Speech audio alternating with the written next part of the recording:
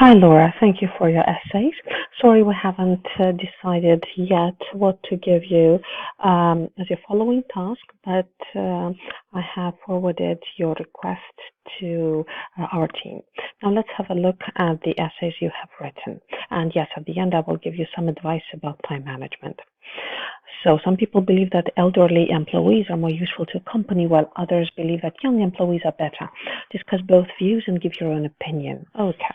It is arguably believed that the role of great power could be more significant than the role of younger employees for some businesses. Okay.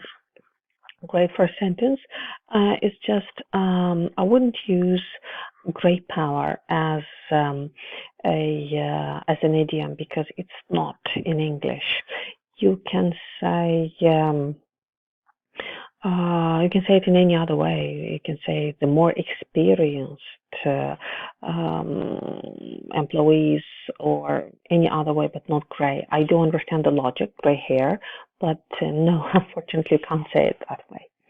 Even if a more experienced and mature workforce, I'm not sure you should be using this article. Even if more experienced and mature workforce could be better for a company, the role of those in more junior roles, the role, look at this, role and roles. The role of those in junior positions cannot be understated. Yes, I personally believe those in younger ages can bring more benefits to companies. Okay, I personally believe that those of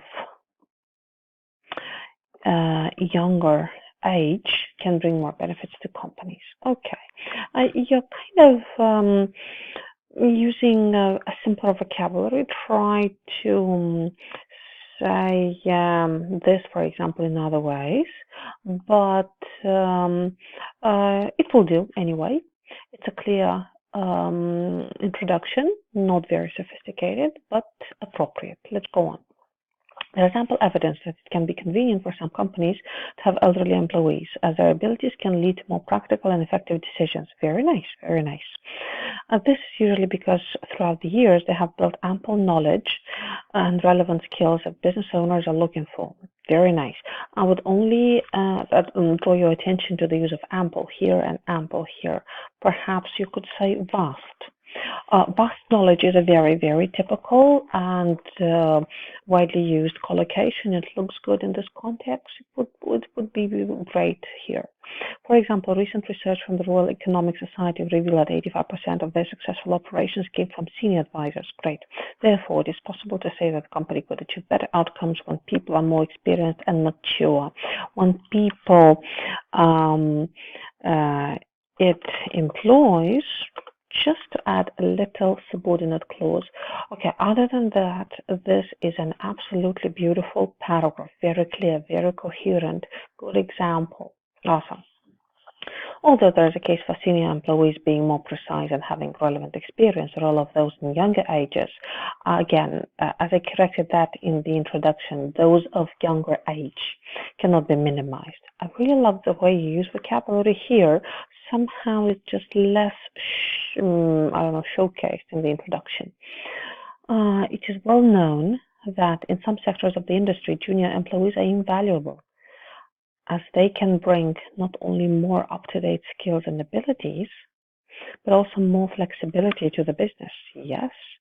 In this point of view was echoed by a survey. Very nice verb here. Very nice. Which revealed that the top 10 business tycoons in the UK, I wouldn't capitalize tycoons, no. Choose to work with young adults because their ideas can have a high acceptance in the community, which results in more successful activities. Okay, then it is clear that these days hire employees, hiring probably you mean, employees with less experience but with a more up-to-date point of view. Used up-to-date before with a, I would say, with a fresher point of view, or with a fresher, I think you used point of view as well, didn't you? Didn't I? Yes, this point of view with a fresher perspective. can be more convenient as a fresh ideas. Oh, you have fresh here. Okay, with um, innovative, and this means, oh, beg your pardon, with an innovative perspective. Flexibility could lead to successful decisions. I think I heard this. Okay, lead to decisions. Could I would suggest to use another verb, not to repeat the structure you had there. But anyway, this is a very nice paragraph. The only thing I could suggest is, look at this. You say that some sectors of the industry, I would say such as this and that. Okay, comma here and some comma here. For example, such as information technologies and let's say gaming industry, right? Comma. So give examples. And top 10 business tycoons in the UK. Again, example. Which ones? Introduce the example appropriately. So you have great ideas, but I would like to see very, very specific examples, and this would add more credibility to your essay and more quality, of course. In conclusion, despite the fact that senior workers can be more useful, I would say could be, in some sectors of the industry, you don't need to capitalize this, no. Due to their experience and precise decisions, personally, I believe that young employees can bring more flexibility and new ideas to businesses, and this could have better results in this modern world. Try to be more specific in your conclusions here, because you were more specific in the body paragraph, so conclude on those specific ideas, please do. Other than that, this is a very nice essay. Just make sure that you always support your ideas with precise examples, and try not to repeat the vocabulary and structures that you used before, because this subtracts from your vocabulary lexical range score. Now let's have a look at task 1. The most expensive cities for average hotel stay in 2013. Okay. Monte Carlo, Muscat, Moscow. Okay, this is comparable, minimum, maximum, the range. Okay, let's see. The bar graph displays information about the average hotel. You don't need to capitalize hotel, no. Cost per day in the 6 most expensive cities of the world in 2013. Overall, it is clear that in 2013, and I think this is irrelevant because there is no time range. So, beg your pardon, we will delete only the time reference. Forget the time reference. It's not really important because, look, it says 2013 here. That's it. Forget about it. Monte Carlo had the highest price per day in a hotel. Yes, always with a small letter, while Moscow was the least expensive among the studied cities. Okay, I wouldn't say studied. I would say cities examined, but it is understood, but not very precise use of vocabulary. Looking at the details, the 2 most expensive cities for hotel stay were this, and this, with an average people who stayed in Monte Carlo paid on this just over $10 more than in Muscat, which had the 2nd most expensive prices, and more than 30. Okay, you're making a comparison here. Over the same year, daily costs in a hotel in Key West, Rio de Janeiro, and Moscow were under 300, but no less than. People in Moscow paid around this much daily. Okay, which figure was people usually paid? Very nice. Okay, I would say that I can see too many figures. You have made a very nice comparison. I like that. But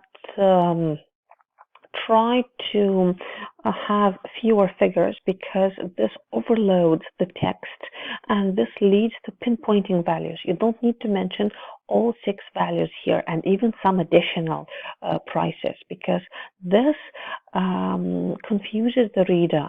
You can say that you can keep this sentence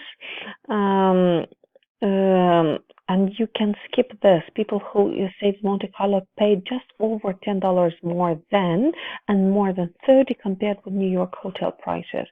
Forget this and forget the specifics here and here. Make the comparisons. Under this, no less than that, this much, twice as much, $10 less, $30 more, but don't pinpoint values. And yeah, this is a very nice overview. Just make sure that you have one concluding sentence, one little conclusion. What would you conclude then? Which would be the most convenient one? Or which is the figure that represents the difference between the lowest and the highest? So it's up to you what conclusion to make, but one concluding sentence would be great. So great job. Please pay attention to my recommendations. Remember to reread what you write, and here's some tips for time management. So time management. Always remember, start with the easiest task. This means that if you know that you're really good at task 2, do it first. Why? Because when you're confident and you know what you're doing, it will take you less time. You won't struggle. And it doesn't really matter what to start with. But remember, task 2 is worth 60% of the mark, while task 1 is worth 40%. So task 2 is slightly more important. Okay? Don't waste time.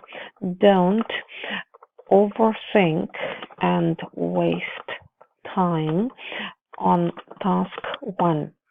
This is very important because I had a candidate who was an absolute IELTS 8, but she thought too much about a simple informal letter and wasted 40 minutes out of 60 minutes only on task 1, and she had only 20 minutes left for the essay. So imagine, well, yes, she did get an 8 in writing, but she could have got a 9 if she planned her time differently and if she didn't overthink her task 1. So try not to overthink task 1. And this next advice is limit yourself. That means tell yourself, I have 20 minutes or I have 40 minutes and this is it. And plan your writing process. And remember that the writing process is like this: brainstorming, writing, and editing. What does it mean?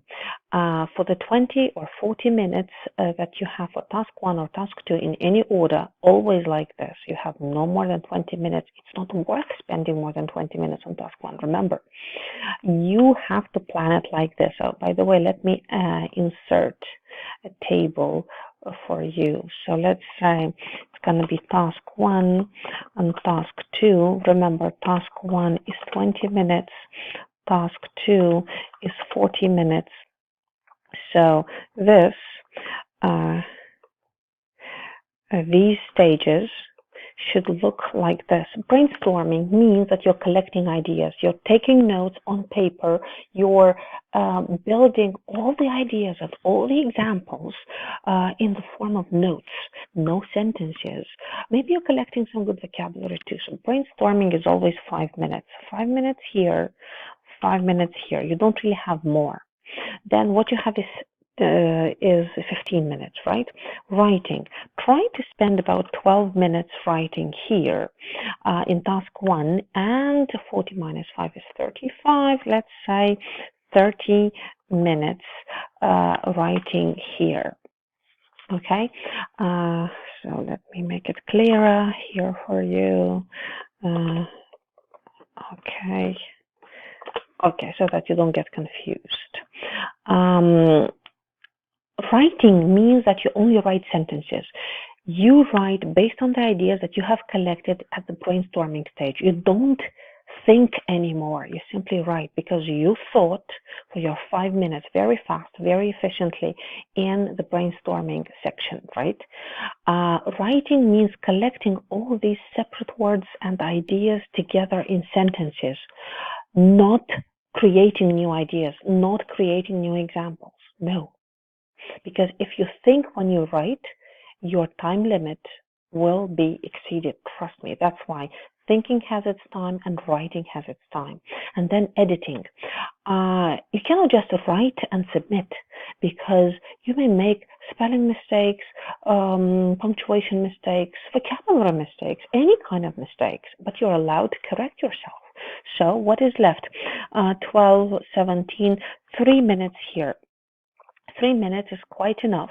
Is my math good? Yes, my math is good. 3 minutes is enough for task one because task one is short. You don't need to overdo it. While task two is more important, what you have left is 5 minutes. Again, this can vary slightly, like 2-3 minutes. This can vary slightly, like 5 or 7 minutes. But basically, you should be around this timing. If you don't do it, if you don't limit yourself to these stages, and if you don't separate clearly what you do at which stage, and if you don't look at the clock all the time, you are going to exceed your time limit, and you don't want that, and you are struggling with timing. So have this plan inside your head, and trust me, it works. It worked with all the hundreds of candidates that we worked with, and trust me, it will work with you as well. But you really have to know how to limit yourself and how to separate the stages of writing, because, writing is not writing, it's thinking, writing, and correcting what you write. And remember, correcting can add as much as 1.5 band score to your writing score. Believe me, this is real. I have seen this happen. I have seen people who are band 8 drop to band 6.5 only because they didn't proofread what they wrote. So take this advice and let me know how it went. All the best of luck to you, Laura, and looking forward to more of your writing. And trust me, we will send you what you need to do.